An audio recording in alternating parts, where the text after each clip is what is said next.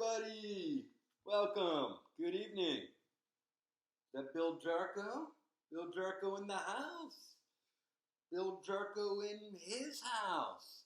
No, thank you for being here. You know, everybody's saying stay inside, and so the fact that you clicked on that button, well, it just feels good. No, people are staying inside, but you know me, need a little adventure. So today I had one. Today I went shopping. Now, I don't know if you've been to the Thriftway recently, but they've installed these plexiglass panels to protect the checkers and the baggers, but it kind of feels like you're at a bank in the rough part of town, and I don't know. It might be a safe thing to do, but I think it's questionable social engineering because when I felt the sudden urge to sneeze, naturally, I went for the 180, and my checker is like, woohoo, good move. But I had the checker behind me, ducking and covering, because she thought the big one was coming. I don't know. It was a pretty explosive sneeze. But Thriftway didn't have any yeast. So I had to go over to the other side of the tracks. I had to go to Beck's. Now, I went in prepared, don't get me wrong, had the full hazmat suit on, had the respirator, because, you know, Beck's, it's like the Wild West. But boy, did I get a surprise when all of a sudden, this guy starts pushing on me their new curbside service. And I say, well, you know,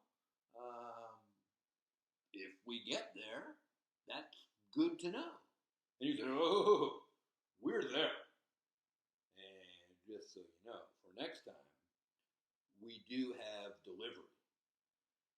Now listen, Alex Soriano is a fine young man, but I don't know that I want him venturing down into Frog Holler.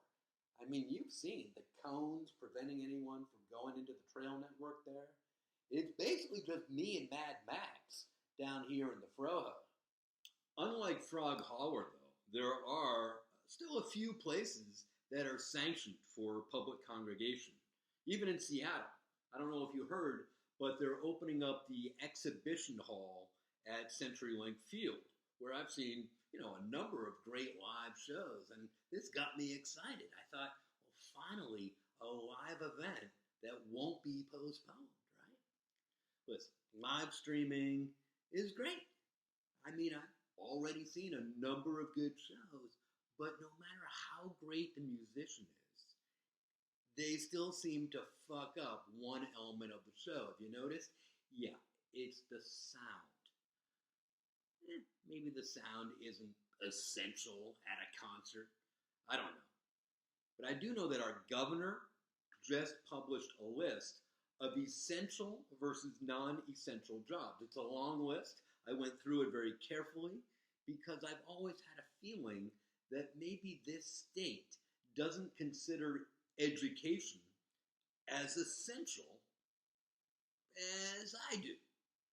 And my students have been telling me this for quite some time now, so that now when my homework is deemed optional, they say, look, it's not essential. And their parents agree.